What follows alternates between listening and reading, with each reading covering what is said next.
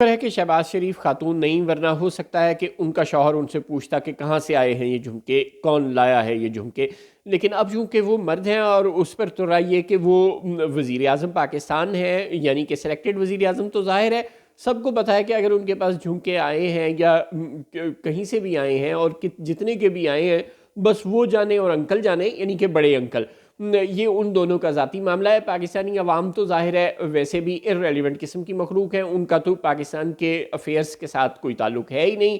وہ اگر کوئی بات کریں گے پاکستان کے افیئر سے متعلق تو یہ تو سیدھا سیدھا قومی سلامتی پر حملہ ہو جائے گا.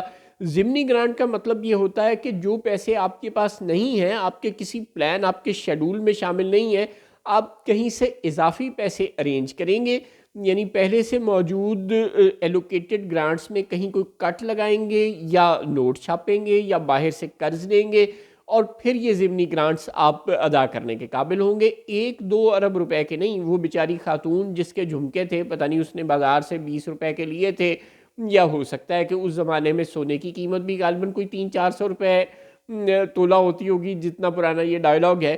تو اس بیچاری نے اگر 300-400-500 کے جھمکے لے لیے تھے تو اس کے خلاف چارج شیٹ جاری ہوئی، جو آج تک جاری ہے. پتہ نہیں اس فلم کو کتنے کوئی نصف صدی تو بیت چکی ہوگی شاید. لیکن میاں شہباز شریف نے 1-2 روپے نہیں، 1-2 کروڑ یا 1-2 ارب روپے بھی نہیں، 44 ارب روپے کی ضمنی گرانٹ شہباز حکومت نے ECC کے اجلاس میں جاری کی ہیں، منظور کی ہیں، یعنی 44 ارب روپے کی گرانٹس. اب بجٹ میں تو یہ 44 ارب روپے نہیں ہے نا، 1-2 روپے نہیں ہے، 44 ارب روپے ہیں. تو یہ اضافی طور پر وزیر خزانہ محمد اورنگزیب کہیں سے ارینج کر کے شہباز حکومت کو دیں گے، اور کسی نیک کام کے لیے نہیں، کسی فلاحی مقصد کے لیے نہیں. شہباز شریف ان پیسوں سے کوئی کینسر ہاسپٹل نہیں بنا رہے. شہباز شریف ان پیسوں، اگر کینسر ہاسپٹل سے وہ اوفینڈ ہوتے ہیں تو ہم وضاحت کر دیں کہ شہباز شریف ان پیسوں سے کوئی یونیورسٹی نہیں بنا رہے. ہاں شاید وہ یونیورسٹی سے بھی اوفینڈ ہوتے ہو، چلو یوں کہہ دیتے ہیں کہ شہباز شریف ان پیسوں سے کوئی ML1 پروجیکٹ مکمل بھی نہیں کر رہے، وہ تو خیر اتنوں میں مکمل ہوتا بھی نہیں. چلیں پھر یوں کہہ دیتے ہیں کہ وہ ان پیسوں سے کوئی موٹر وے نہیں بنا رہے. ہاں یہ ٹھیک بات ہے. تو ان پیسوں سے کوئی موٹر وے نہیں بن رہی.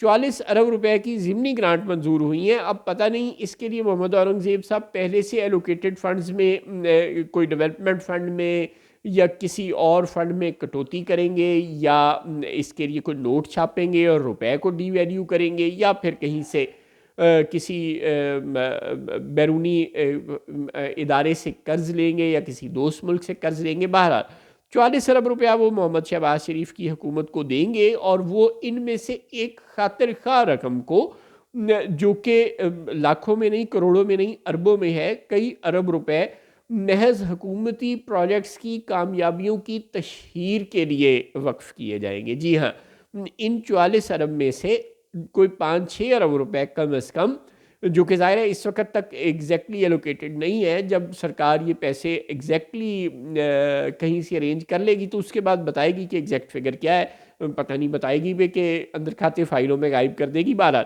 کئی ارب روپے اب شہباز حکومت اپنے کامیاب پروجیکٹس، اپنی کامیابیوں، جو اس نے عوام کو ریلیف دیا ہے، جو اس نے عوام کے لیے عظیم پروجیکٹس شروع کیے ہیں، جو پاکستان دن دگنی رات چگنی ترقی کر رہا ہے شہباز شریف کے دور میں، جو راوی چین ہی چین لکھ رہا ہے، اس کی تشہیر کے لیے کئی ارب روپے مختص کیے گئے ہیں.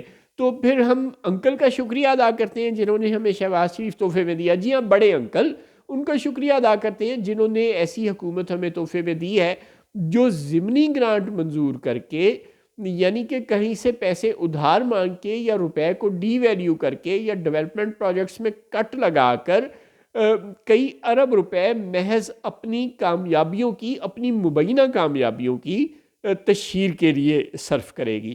سبحان اللہ. شکریہ بڑے انکل.